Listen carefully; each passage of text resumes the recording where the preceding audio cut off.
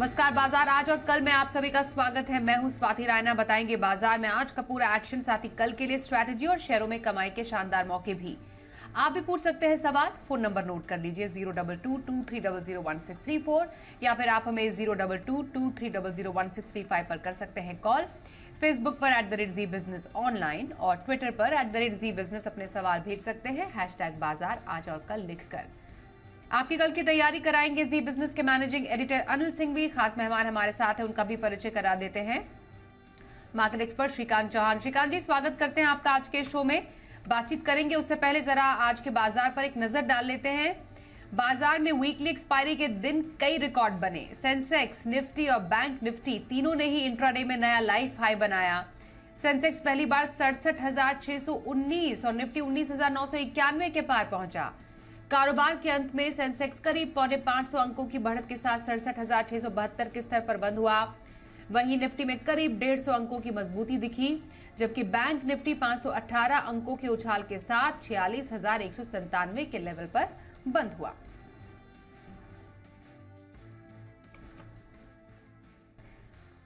और आइए अब एडिटर्स टेक में जी बिजनेस के मैनेजिंग एडिटर अनिल सिंघवी से समझते हैं बाजार के इस नई ऊंचाई के छूने के पीछे बड़ी वजहें क्या रही हैं। भारतीय बाजारों में आज लगा रिकॉर्ड बनने का सिक्सर। जी हाँ, तेजी तो कई समय से चल रही है और अच्छी खासी चल रही है, लेकिन रिकॉर्ड हर रोज बने ऐसा कम देखने को मिलता है। आज ये 6वां दिन था जब निफ्टी, बैंक निफ्टी और सेंसेक्स फिर से नए रिकॉर्ड बनाते दिखे और निफ्टी एक ऐसे लेवल के बेहद करीब पहुंचा था जिसको शायद लोगों ने कुछ सालों पहले तक सोचा भी नहीं होगा कि वो भी हो सकता है। जी हाँ, 20,000 19,991 सिर्फ 9 पॉइंट दूर रहा, लेकिन लाइफ टाइम हाई एक नया बनता हुआ निफ्टी पर और क्लोजिंग भी उसके बेहद करीब। सेंसेक्स भी नए लाइफ हाई पर आज बंद होता दिखा और बैंक निफ्टी भी 46,000 के पार पहली बार निकला, बंद भी होते हुए दिखा और 46,251 अब लाइफ टाइम हाई के तौर पर बाजार में दर्ज हो चुका है। तेजी के कारण क्या थे? लगातार 8 दिनों से अमेरिकी बाजार डाउ मजबूती के साथ बंद हो रहा है, यानी कि ग्लोबल सपोर्ट पूरा है। लोकल सपोर्ट में तकनीकी तौर पर बाजार लाइफ हाई पर हर रोज बंद हो रहे हैं। अनचार्टेड टेरिटरी में तकनीकी तौर पर बहुत मजबूत और हर एक डिप को खरीदा जा रहा है। ये बाजार में दूसरा बड़ा action.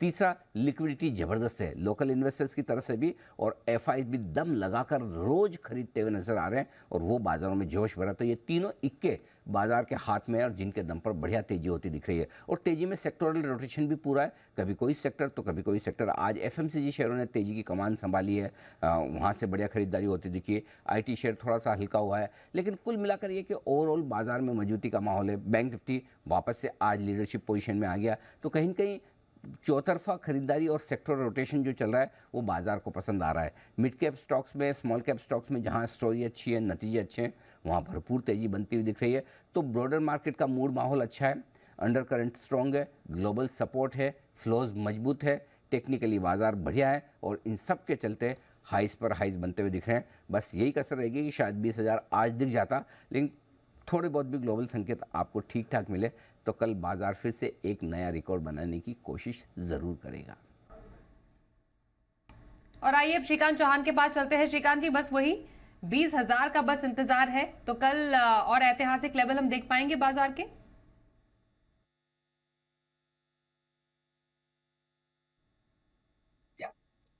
Good evening Swati ji.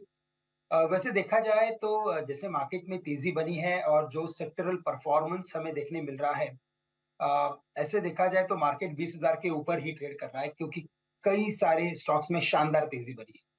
But चूंकि एक फॉर्मेलिटी के लिए 20,000 का लेवल हमें स्क्रीन पे दिखना चाहिए, तो यस बिल्कुल हमें कल के दिन में ओपनिंग में ही हमें ये लेवल्स दिख सकते हैं। आज चूंकि एक्सपायरी का प्रेशर था, तो कई बार हमने देखा है कि जो साइकोलॉजिकल लेवल्स रहते हैं जैसे कि 19,900 है, 20,000 है, 20,100, यहाँ पे हमेशा एक प्रेशर बनता है और वही आज प्रेशर हमें देखने मिला। लेकिन कल के दिन में ये प्रेशर नहीं रहेगा। वीकली एक्सपायरी खत्म हो चुकी है, तो मुझे लगता है कि कल ओपनिंग में ही हमें ये लेवल्स देखने मिल सकते हैं और इन लेवल्स को छूने के बाद फिर शायद मुझे लगता है कि मार्केट कम से कम 100 से 150 पॉइंट की और तेजी भी दिखा सकता है। तो ओवरऑल मुझे लगता है कि इस मार्केट्स में फिर भी बाय ऑन डिप्स की स्ट्रैटेजी रखें।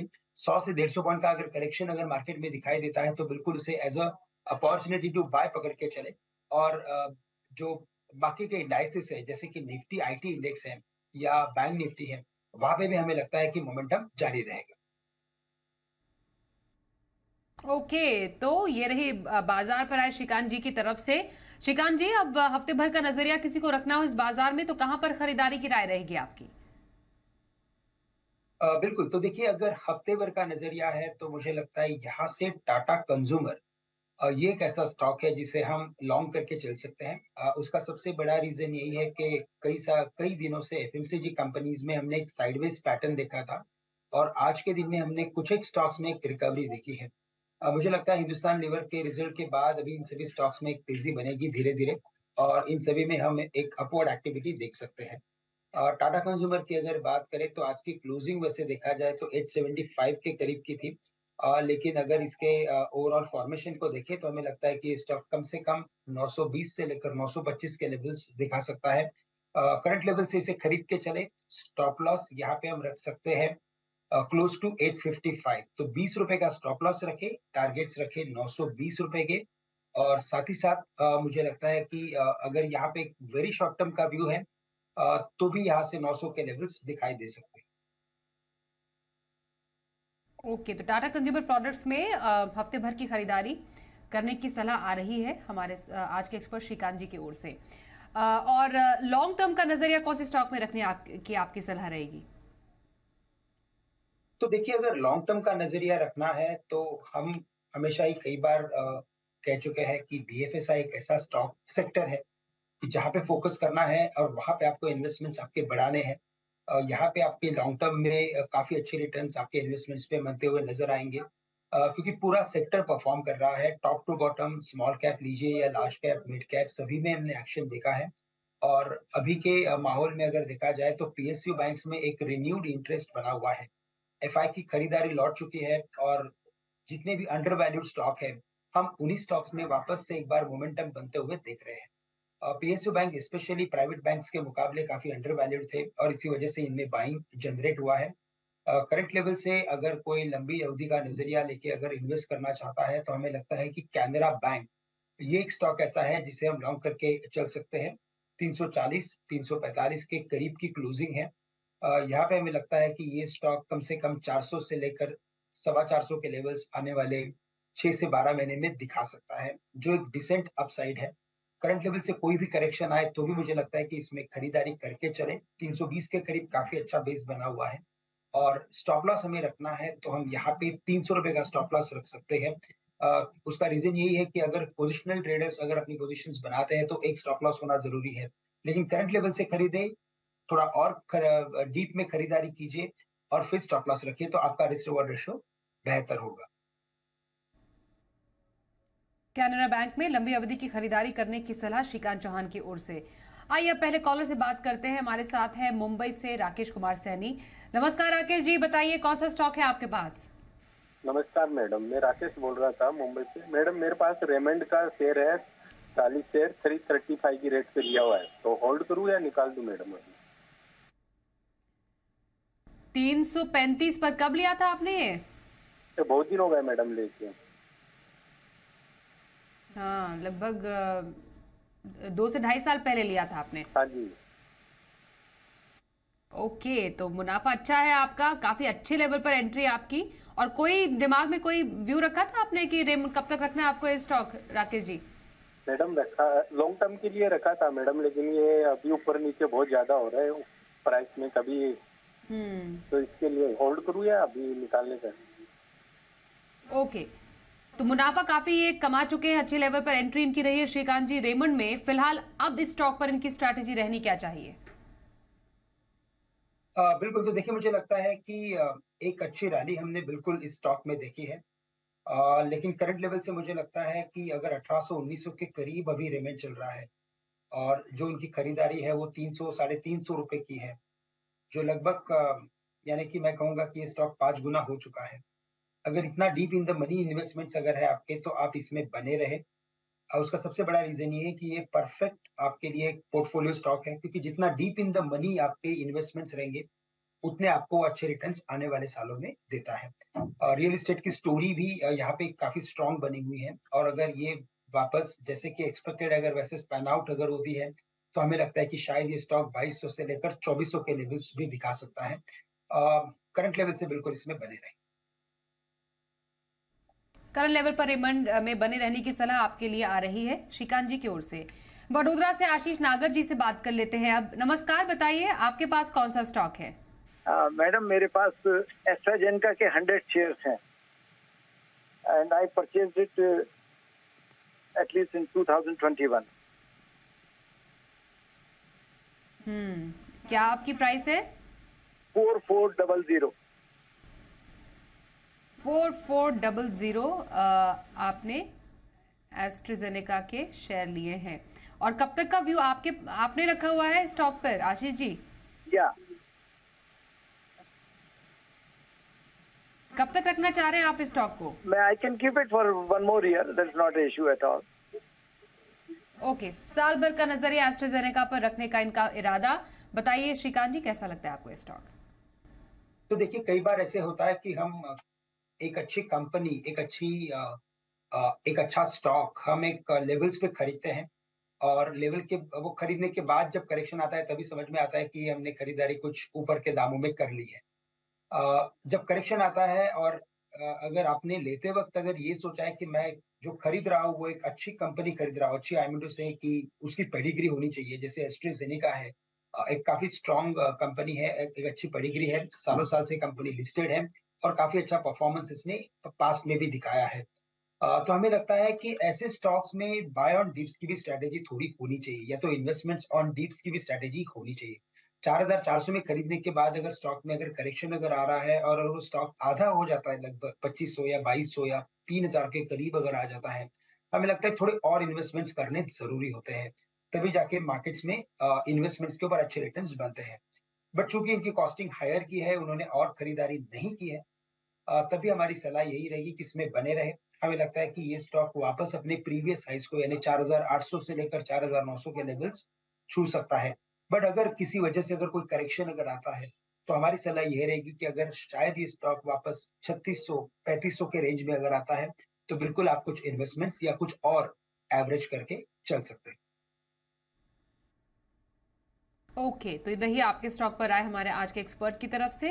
अगले कॉलर से बात कर लेते हैं। वडोदरा से श्याम सुंदर हमारे साथ है। नमस्कार, बताइए कौन सा स्टॉक आपके पास है? हाँ मैम, श्याम सुंदर अग्रवाल बोल रहा हूँ भाटापारा से। मेरे पास ये नौकार कारपोरेशन के शेयर है। नौकार कारपोरेशन, NAVKAR, नौकार कारपोरेशन। ये मेरे पास 76 के शेयर हैं। 400 शेयर मैंने ले रखा है। 2 साल हो गए मेरे को। और इसमें कितना वेट करना पड़ेगा मुझे?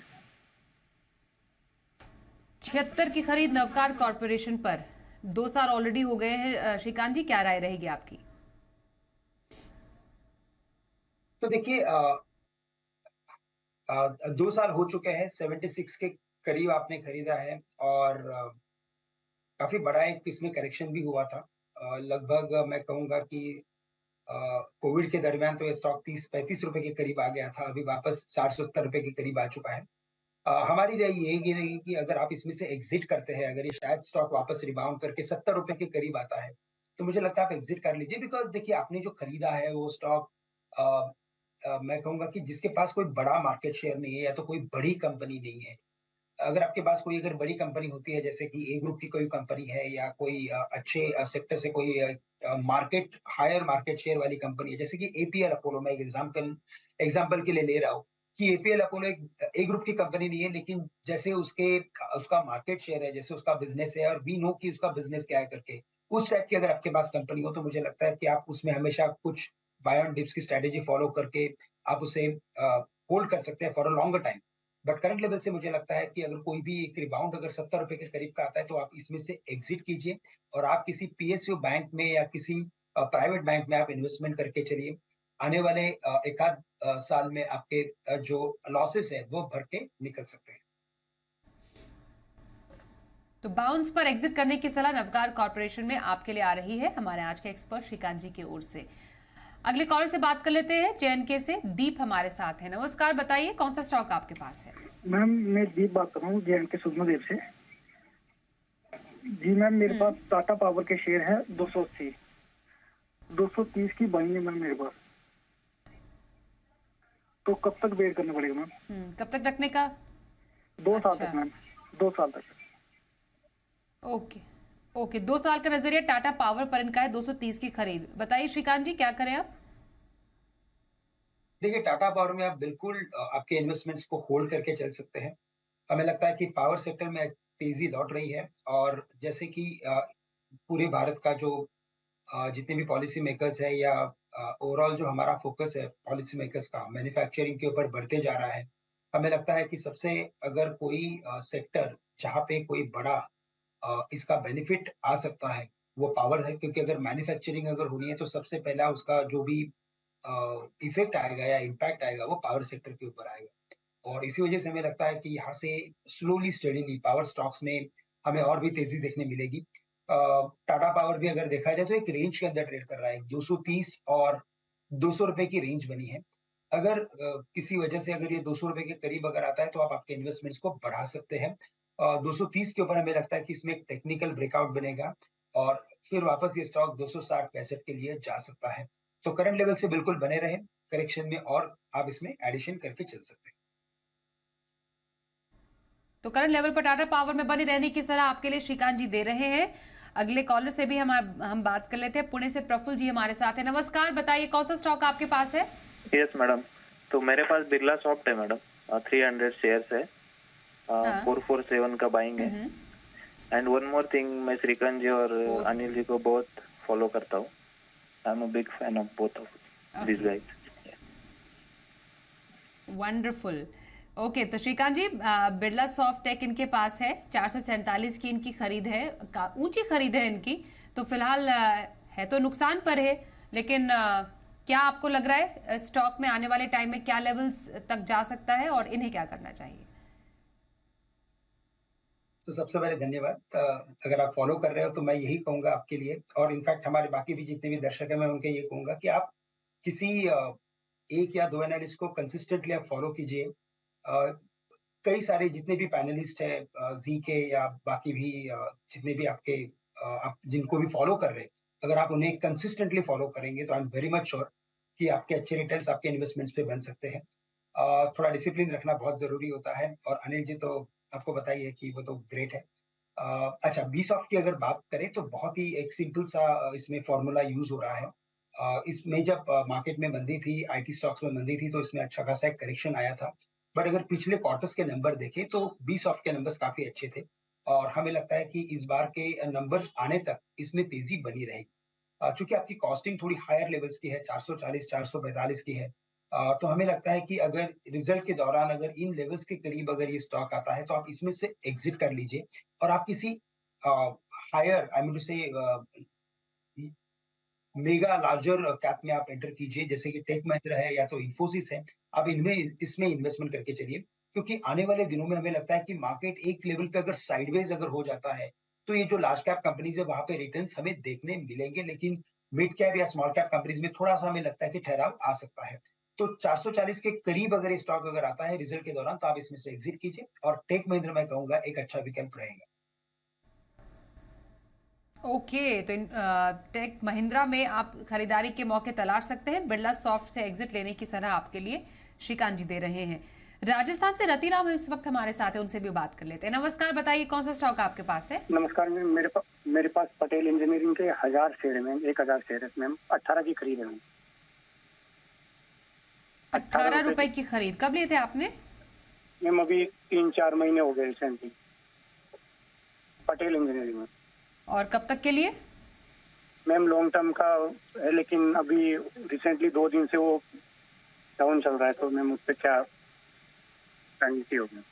ओके, बिल्कुल। तो लंबी अवधि के लिए पटेल इंजीनियरिंग में इनकी खरीद है, 18 की खरीद ये बता रहे हैं। बताइए श्रीकांत जी, इन्हें पटेल इंजीनियरिंग में क्या करना चाहिए? मुनाफा तो अच्छा कमा लिया इन्होंने।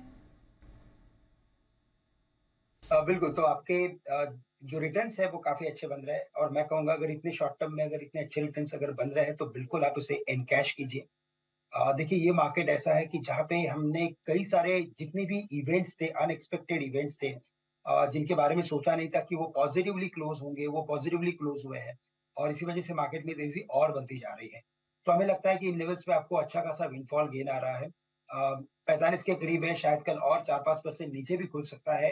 कोई बात नहीं, आप इसमें से एग्जिट कीजिए और आपके इन्वेस्टमेंट्स को आप किसी अच्छे स्टॉक्स में, यानी कि जो ए ग्रुप के स्टॉक है या तो निफ्टी 50 के जो स्टॉक्स है, आप इनमें शिफ्ट कर लीजिए, वो एक अच्छा विकल्प रहेगा। कल के बाजार पर क्या रखे खास स्ट्रैटेजी और बाजार के लिए अहम संकेत, समझते हैं अनिल जी से। लगातार 8 दिन चढ़ने के बाद अमेरिकी बाजार और भागेंगे या रुकेंगे, ये देखना आज इंटरेस्टिंग होगा। हालांकि नेस्डेक से संकेत तो थोड़ी कमजोरी के है, क्योंकि कल बाजार बंद होने के बाद कुछ दिग्गजों के नतीजे जो अमेरिका में आए वो थोड़े कमजोर हैं आईटी कंपनियों के, और उसके चलते नेस्डेक फ्यूचर्स 100 पॉइंट नीचे ट्रेड कर रहे थे हमारे बाजारों के बंद होने के वक्त 3:30 बजे। लेकिन डाउ फ्यूचर्स हल्के हरे निशान में 25 पॉइंट ऊपर थे। अगर ग्लोबल मार्केट्स मजबूत मिले तो कहना ही क्या, हम 20,000 के पार खुलकर टिकेंगे और दौड़ लगाएंगे। और अगर थोड़ा बहुत ग्लोबल मार्केट से सपोर्ट नहीं भी मिला तो 19,850 19,900 के आसपास बाजार सपोर्ट लेने की कोशिश करेगा, और एक बार 20,000 20,025 के लेवल को पार किया तो मजबूती और आगे बढ़ेगी। खुले नीले आकाश में अनचार्टेड टेरिटरी में निफ्टी आपको नजर आएगा। बैंक निफ्टी भी 46,200 के आसपास बंद होता हुआ दिखा। सपोर्ट जो है थोड़ा सा दूर बनता हुआ दिख रहा है। अब बैंक निफ्टी के लिए सपोर्ट जो है वो 46,700 से 46,900 की रेंज में मजबूत सपोर्ट है, और एक बार 46,300 को पार करके निकले तो बैंक निफ्टी भी अनचार्टेड टेरिटरी में पहुंचेगा, कुछ और बढ़िया और बेहतर मजबूती होती दिखेगी। बाय ऑन डिप्स की स्ट्रेटजी आपको बनाए रखनी है। मिड कैप स्मॉल कैप शेयरों में भी एक्शन भरपूर रहेगा, दिग्गजों में भी सेक्टोरल चर्निंग होती दिखेगी। अच्छे नतीजों के दम पर स्टॉक्स में दौड़ बराबर आपको नजर आएगी, तो खरीदारी के रुझान के साथ बने रहें। जब तक कि कोई पहला बड़ा या नेगेटिव संकेत रिवर्सल का ना आए तब तक बाय ऑन डिप्स की स्ट्रेटजी रखना इस बाजार में आपके लिए एकदम परफेक्ट रहेगा। और आइए अब श्रीकांत जी के पास चलते हैं और जानते हैं कि कल के बाजार में अब कहां पर मौके नजर आने वाले हैं। बताइए श्रीकांत जी, हफ्ते का आखिरी दिन कहां पर करें खरीदारी? बिल्कुल, तो मुझे लगता है कि कल के दिन में हम कुछ जितने भी डिफेंसिव्स है, जैसे कि एफएमसीजी है या फार्मा कंपनीज है, हम वहां पे कुछ तेजी देख सकते हैं। इन्हीं पर्टिकुलर सेक्टर में से लुपिन लेबोरेटरीज हमें अच्छा लगता है कि जो 945 के करीब क्लोज हो चुका है, और यहाँ से अगर इसमें तेजी बनती है तो ये स्टॉक कम से कम 980 से लेकर 990 के लेवल्स दिखा सकता है। करंट लेवल से लुपिन लेबोरेटरीज को लॉन्ग करके चले with a short term view, और यहाँ पे स्टॉप लॉस रखेंगे हम एट 930। सो 930 का स्टॉप लॉस रखें, 990 के टारगेट्स के। बिल्कुल, तो ये रही इंट्राडे में लुपिन में खरीदारी की राय श्रीकांत जी की तरफ से। आइए अब कल के ऑप्शन कॉल के लिए बात कर लेते हैं हमारे आज के एक और एक्सपर्ट एसएमसी ग्लोबल के नितिन मुरारका से। नितिन जी, स्वागत करते हैं। बताइए कल के बाजार में आपको ऑप्शन के मौके कहां पर नजर आ रहे हैं? देखिए, कल के बाजार में हम 20,000 स्ट्राइक की कॉल ऑप्शन पे बेट करेंगे। अब मार्केट मुझे लग रहा है कि 20,000 के ऊपर निकल जानी चाहिए, और मंथली एक्सपायरी भी है अगले वीक में, तो 20,000 की कॉल ऑप्शन जिसका प्राइस क्लोजिंग प्राइस 100 रुपये है, अगर ये थोड़ा डिप में मिले 80 के आसपास तो वो राइट बाइंग प्राइस है, और स्टॉप लॉस आपका 50 का होगा, और फिर टारगेट इसके 140 से 150 के होंगे। तो 20,000 की कॉल ऑप्शन हम लेंगे 80 की रेंज में, 150 140 टारगेट और 50 रुपए का स्टॉप लॉस। जी बिल्कुल, धन्यवाद करेंगे नितिन जी आपका हमारे साथ ऑप्शन कॉल शेयर करने के लिए, और साथ ही श्रीकांत जी आपका भी धन्यवाद हमारे साथ इस कार्यक्रम में शामिल होने के लिए।